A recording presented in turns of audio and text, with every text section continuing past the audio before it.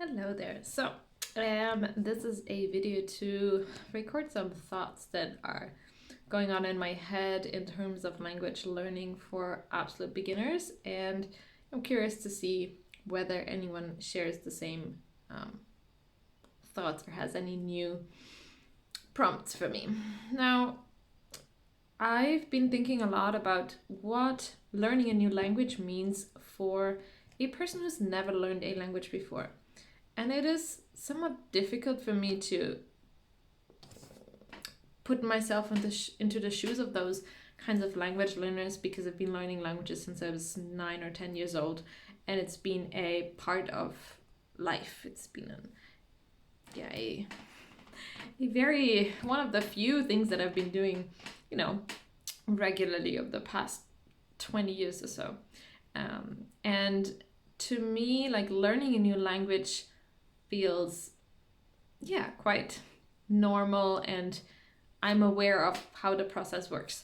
But I've noticed recently, after teaching some students who've obviously or who'd never really dived much into a language except for the odd English class when they were younger, that maybe the way to tackle this has to be a bit different. So the way to help learners approach this adventure, this journey of language learning, has to be looked at from a different point, right?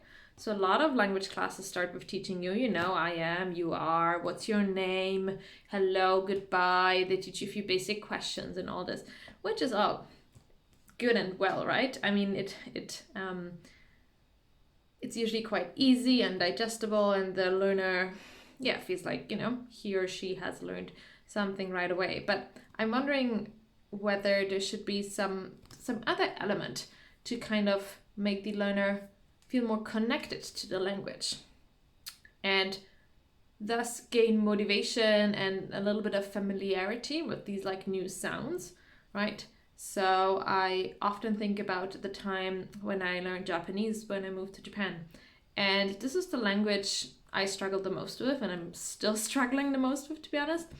But also because in the beginning it didn't sound like a language to me. It just sounded like sounds, or like percussions or knocks and things like that someone was doing. And for me, that didn't form and shape into this feeling of language. It just fell into the category of some random sounds that I can't categorize and that are annoying to my ears and that I can't really like pay attention to. And only once I learned, that these were sounds that had a meaning and I felt like I heard them long enough, did I actually, get the feeling of wanting to dive into this language more, right? So what I mean with this is a lot of the times when people who've never learned a language start this, what they do is they compare it with their own.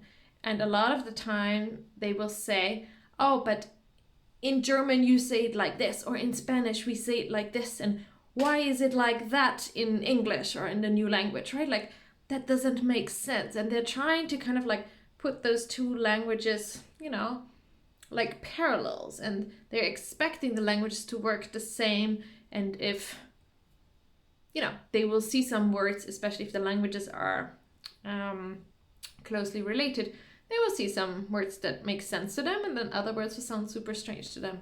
So I'm wondering whether, there should be an element of just like letting the students feel and experience the sound of the language. So maybe by playing, a full movie for them in the beginning, just to get used to the language, or by doing, having the sound more in their life. And of course, this is tricky because I have students which have very limited time that they can spend to learn a new language. So I actually don't have that time to like say, okay, we're going to listen to something for 15 minutes in the beginning of class, because then that will cut the amount of class that I have left over by a lot. But still, something of that element I think would be very interesting to integrate. And then also just to make students realize that their own native language doesn't work the same as the new language, that there might be different building blocks. Yeah, for example, Japanese has particles which are very unique to that language. I think Korean has it as well, but right, for a person who grew up learning Germanic or speaking Germanic languages, the concept of particles is very weird. It is somewhat similar to prepositions, but it doesn't work like that at all. But right, just so that you have an idea if you don't know what Japanese does. So right, to kind of learn the acceptance or yeah, understand that you will not be able to take your native language and replicate a sound or a sentence or a phrase in the exact same way in the new language, because every language has its own unique functions. So there should be some way to make students realize and experience this. Again, I'm collecting my thoughts. I'm not sure right now how that would go, but I do think it would be important for students also to keep their motivation, that they don't get frustrated if they don't grasp the concept of something right away, that they keep in the back of their mind, okay, but this is a new language, I'm delving into something that I'm not familiar with at all, and I should, give myself or cut myself some slack to even try. Yes, and then in terms of motivation, I was watching a video today by a Portuguese YouTuber. He's called, I think, the Prof a Prof, or he's like from a teacher to other teachers, and he was explaining how, a lot of schools, they basically say, we'll finish this book, and once you finish this book, we'll go on to the next book, and that is the unique or the only motivating factor for the students. And while this might work the first time, right, you finish a book and you will feel really achieved and you say, wow, I worked through all this book. Like the teacher will say, okay, there you go, there's the next book, let's go through the next book, right?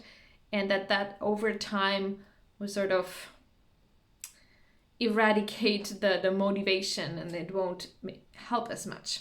So the other YouTuber, I will link the video below if I can find it again. He was saying that, right, there's a lot of tests and certifications that you can get when learning English in this case. And that, having the objective, the goal to complete one of those tests and pass it would motivate students further. Now, I have to say, I didn't completely, or I'm not sure what to make of this point, because I think if you need a certificate, then that is where your motivation comes from. But does obtaining a certificate really motivate you to study? I think it does, right? But I'm just wondering whether that will motivate you to only pass the test and the exam questions, right? Whether you'll only be motivated to go through the exercises and to, learn what you're supposed to learn for this certification, exam, and test, or whether that will actually motivate you to continue your language learning further on. And I'm not totally sure about this, so maybe I misunderstood the point. I'm not totally sure. My Portuguese is pretty decent. My understanding is, pretty fine. I got at least 95% or 97%, maybe I missed this point, but I still think that there should be some other motivating factors for students, like, for example, noticing how when they meet up with a native speaker, they now can express themselves much better. I had one student of mine actually tell me that the other day. She said, I was talking to a native speaker from the UK the other day, and I realized how I didn't have such a hard time anymore communicating with her, which was amazing. Like, it really boosted her motivation again, and it showed her how to apply what she'd been studying, the grammar and the vocab and the speaking that we do in class, how she could actually apply that outside of the classroom. So in a way, I think you have to also,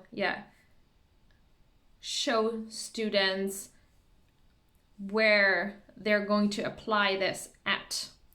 But truth to be told, I think that's a bit more difficult, right? If you say you're studying for a test, there is a tangible goal that you're aiming at. Whereas if you're saying you're aiming at being able to converse with a native speaker, how do you measure this? So the best, of course, would be to say you have a speaking partner and you notice over time that it gets easier and easier for you to communicate. But still, right, it's harder to say now you have reached this goal. And this is what I'm still thinking about. I'm also thinking about my own language learning journey, where my motivation has, gone up and down. It's fluctuated a lot, and it would always get a boost every time I would either talk to a native speaker or I'd watch some YouTube video movie in that foreign language, or I'd hear a song and I feel like, oh wow, yeah, I love this language. I'm happy like hearing it, listening to it, or happy speaking it, and I am getting somewhere. I am making myself understood. But yeah, this is maybe a little bit hard to plan. So these are the thoughts that I'm thinking about right now. I'm really curious what other people have to say about this. So if you have any opinion on this, please leave a comment down below. Maybe if you are a YouTuber who's made videos previously, feel free to link them. And yeah, let's share our thoughts on this a little bit. So thank you for watching this video, and if you like it, give it a like, comment, share your thoughts. I'm really mainly just curious to see what you have to say. I'm very new on this channel, so we'll see where the journey goes, but if you like what you saw, you can also subscribe and maybe see you around another time. Until then, bye!